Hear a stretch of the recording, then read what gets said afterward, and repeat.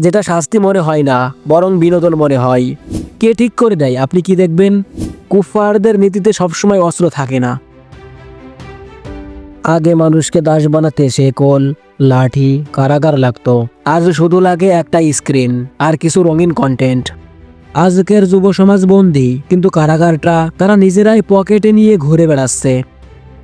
আমি মুস্তাফিজ, প্রজ্ঞামূল থেকে। আজ আমরা কথা বলবো এমন এক বন্দিত্ব নিয়ে যেটা শাস্তি মনে হয় না, বরং বিনোদন মনে হয়। আমরা ভাবি মোবাইল, গেমস, রিলস, ভিডিও এগুলো নিরীহ, কিন্তু প্রশ্ন হলো কে ঠিক করে দেয় আপনি কি দেখবেন, কতক্ষণ দেখবেন, কখন থামবেন? এই স্ক্রিনগুলো আপনাকে তথ্য দেয় না, এগুলো আপনার মনোযোগ নিয়ন্ত্রণ করে। আর যে জাতির মনোযোগ অন্য কেউ নিয়ন্ত্রণ করে, তার ভবিষ্যৎ সে নিজে লেখে না।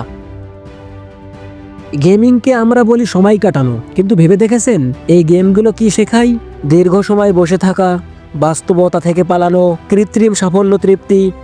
একজন যুবক যদি ঘন্টার পর ঘন্টা কৃত্রিম যুদ্ধে যেতে, বাস্তব জীবনে সে লড়াই করতে ভুলে যায়।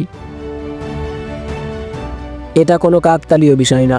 একটা প্রজন্মকে ধ্বংস করতে আগে তার সময় নাও, মনোযোগ নাও, লক্ষ্য নাও। স্ক্রিন সেটাই করছে। কুফফারদের নীতিতে সবসময় অস্ত্র থাকে না, থাকে বিনোদনের মোড়কে নৈতিকতা ভাঙার কৌশল।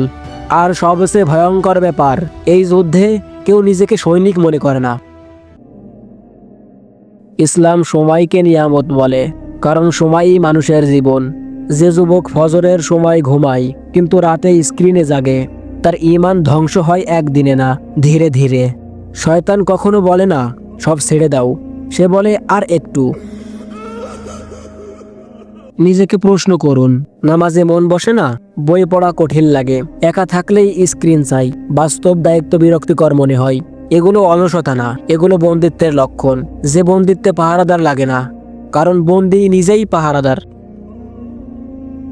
ইসলাম মুক্তির ধর্ম।